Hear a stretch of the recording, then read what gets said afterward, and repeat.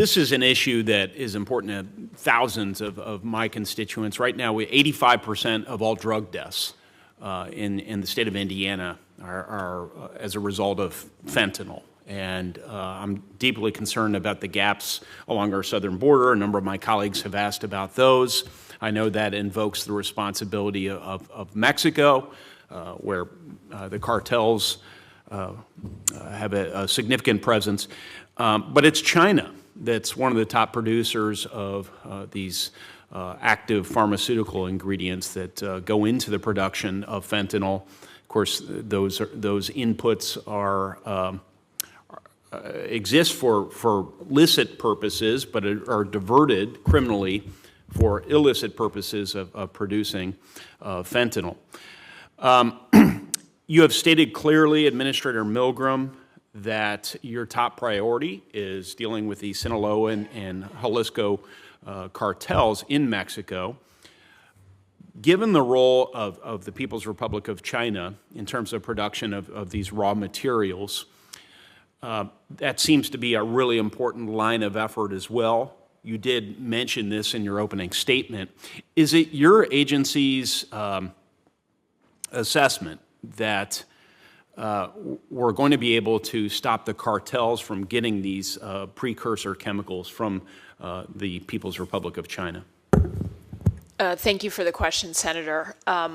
When I talk about DEA's network-wide approach, I am including the facilitators in China, whether it's Chinese chemical companies or Chinese nationals, chemical brokers, or illicit finance people operating in China, the U.S., or Mexico. So just to make sure that I'm accurately explaining, our top operational goal is to defeat the two cartels and their criminal networks, and those networks are not just the command and control. They extend into China. Exactly, right. and those partnerships, DEA investigation was just unsealed last week. It is a Chinese national, Carlos Algrado, who was a precursor chemical broker operating from Mexico. Yeah. He's alleged to have basically taken precursor chemicals from China and India into Mexico so that the Jalisco cartel could make meth. Okay.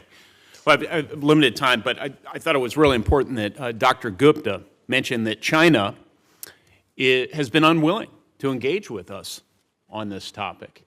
So, the Chinese government, they're part of the network if they're going to allow this to happen without intervention. The ranking member mentioned that fentanyl didn't even come up during the president's conversation with Xi Jinping. I think that's a notable failure to bring up something that's a top priority of my constituents. The president's State of the Union address, he mentioned fentanyl, commendably, but failed to call out China's role in production of fentanyl. We're clearly facing a lot of challenges vis-a-vis the Chinese Communist Party. I acknowledge that.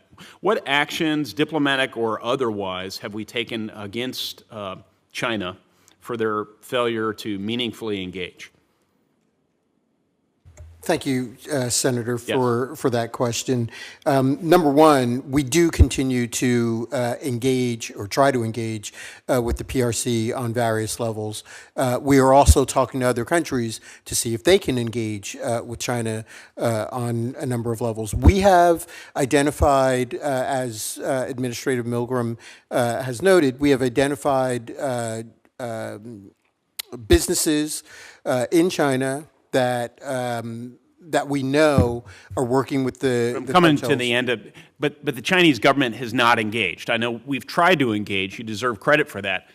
What has been the consequences to the Chinese government for their failure to engage with us about the shipment of precursor fentanyl-producing agents into Mexico that end up in Indiana and kill 85% of people who die of drug deaths? Well, as I was going to say, we we will use every tool in our toolbox, including rewards programs, the narcotics rewards programs, and the transnational organized crime rewards programs, to go after those entities in China that are moving these chemicals.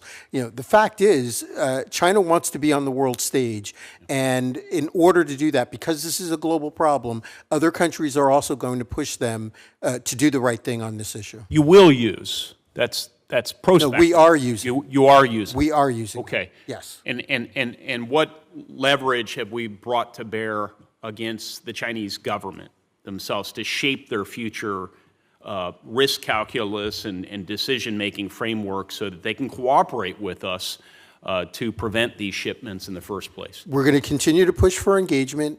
We have worked with them just last year in a multilateral forum to schedule 3 precursor chemicals.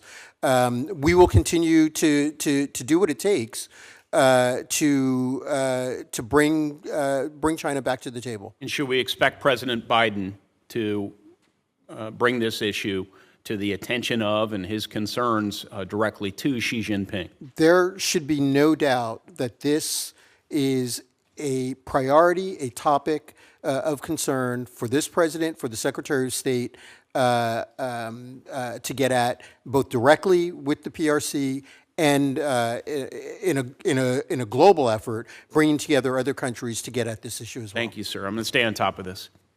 Senator Van Hollen. Thank